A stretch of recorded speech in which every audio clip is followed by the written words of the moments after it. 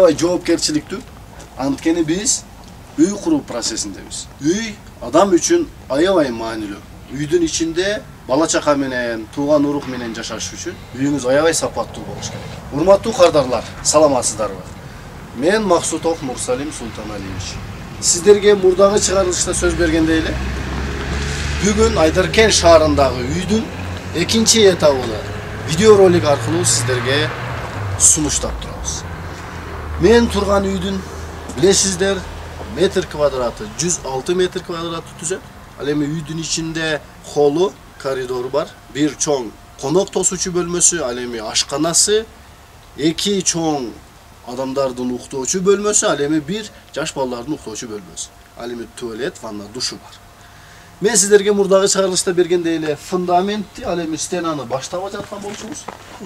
Ошол этапта токтотконбуз. Сиздерге сөз бергенбиз, бул үйдү этап менен сиздерге берип турабыз деп. Бүгүн биз үйдү бүтүрүү астында турабыз.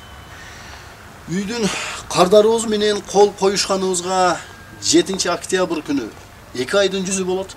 Ал эми бүгүн биз 5 октябрда турабыз. Эгерде күнгө жумуш процесси болгон күнгө эсептеп келсек, бүгүн 47 күндүн жүзү болуп атат. Ушул жерде такай усталарды иштегендигине. Ал эми сиздерге үй боюнча тааныштырып өтсөк, фундамент, стена, ал эми крыша болуп, бүгүн үйдүн подписо деп коебуз, Евроремонтко чейинки иштердин бардыгы бүттү деген үмүттөбүз. Сиздерге көрсөтүп тургандай эле мурда билесиздер, фундамент стенасы турган болчу, стенасы туруп келе жаткан процесс болчу. Бүгүн стенаны тургузуп, сыртына үйдү кооздош үчүн технониколь колдонгонбуз. Сиздерге белгилүү болгондой эле бул технониколь сиздер билгендей эле аябай сапаттуу боз түстөгү пластик айнектерден койдук. Ал эми үйдүн ичине кирип келе турган болсок, эң негизги чоң эшиктен кирип келгенде коридор. Ал эми киргенден кийин сол жакта болсо бул ашкана. Ал эми киргенде оң жакта болсо бул конок тосуучу бөлмөсү. Конок тосуучу бөлмөнүн жанында болсо бул чоң кишилердин уктоочу бөлмөсү. Ал эми каршы тарабында экөө болсо бул жаш балдардын уктоочу бөлмөсү. Ал эми бул болсо дагы бир чоң кишилердин уктоочу бөлмөсү. Ал эми бул жерге келгенде бул үйдүн төрүндө мен турган жерде бул туалет, ванна, душу ушул жерде болуп эсептелип атат. Ал эми сиздерге башка бир объектибизде көрсөтүп берген сыяктуу эле бүгүн дагы ушул электромонтаждын кандай отургузулгандыгы жөнүндө сиздерге тагыраак көрсөтүп кеткенге аракет кылабыз.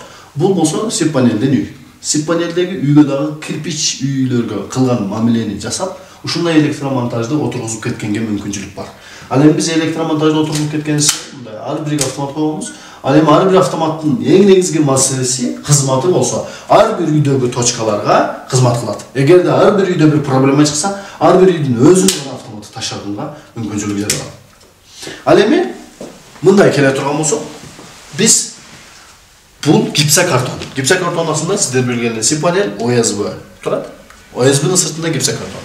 Гипсокартондун ичинде болсо ушул жерде аралыкта биз электромонтажды зымын алып кеттик. Ал эми ушул жерде болсо электромонтаж зымыны бекитиш үчүн биз родбанк колдондук. Родбанк катып кадимкидей ушул гипсокартон орнотулат. Bundan keyin biz şifakörөвкө берип туруп, андан кийин абой тартып кеткенге мүмкүнчүлүк жаралат. Ал эми биздин YouTube'дагы көрүүчүлөр, кардарлар бизден аябай көп сурашат. Үйгө канча чыгым сарпталды деп. Мен ушул Айдаркенибиздеги, Айдаркен шаарындагы үйүбүзгө канча чыгым кеткендиги боюнча так маалымат берем. Менин аркамда турган үй, мен жогоруда айткандай эле 106 метр квадраты түзүп, бүгүнкү күндө ушул этапка чейин үйдүн ички ремонту бүтө элек, бирок ушул этапка чейин 1.700.000 сом сарпталды. Фундамент, стена, крыша, ал эми үйдүн эшиктери, айнектери, үйдүн ичинде гипсокартон, электромонтаждарды отургузуп, ал эми сантехниканы бүтүрдүк. Ал эми үйдүн ичинде болсо биздин кардарыбыз өзү Евроремонтуну өзү жасай турган болуп атат. Ошондуктан биз ал жагын айта албайбыз. Бирок ушул этапка чейин 1.700.000 сом сарптадык. Эмне үчүн? Мен дайыма түшүндүрөм. Ушул үйдө биз стандарттардан чыгып кеттик. Ошон үчүн 1.700.000 сом сарпталды. Кайсыл стандарттардан чыгып кеттик? Ал мында фундамент болсо Айдаркенде кар көп түшкөндүгүнө байланыштуу. Фундамент бийик көтөрүлдү. Ал эми сыртына болсо үйдү кооздош үчүн бул эң кымбат материал технониколду колдондук. Ошон үчүн бул үй 1.700.000 сом сатылды.